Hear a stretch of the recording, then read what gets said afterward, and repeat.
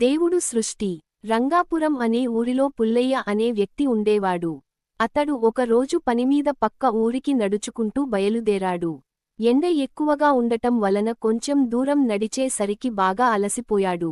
దూరంలో ఒక పెద్ద మర్రిచెట్టు కనిపించినది. దాని నీడలో విశ్రాంతి తీసుకొని తర్వాత బయలుదేరుదాము అనుకున్నాడు. ఆ చెట్టు వైపు వెళుతుండగా అతని కాలికి ఒక పెద్ద గుమ్మడికాయ తగిలింది. దానిని చూస్తూ ఇంత సన్నని తీగకు అంత పెద్ద కాయలు ఎలా కాస్తున్నాయి అని ఆశ్చర్యపోతూ మర్రిచెట్టు వైపు వెళ్లాడు. అక్కడ పుల్లయ్య కాలుకు మర్రి పళ్ళు తగిలాయి.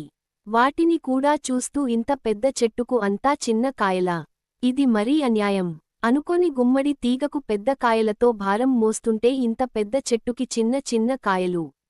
నేనే దేవుడిని అయితే గుమ్మడి తీగకు మర్రి కాయలు, మర్రి చెట్టుకు పెద్ద గుమ్మడి కాయలు కాయిచ్చేవాడిని అనుకుంటూ చెట్టు నీడన కూర్చున్నాడు.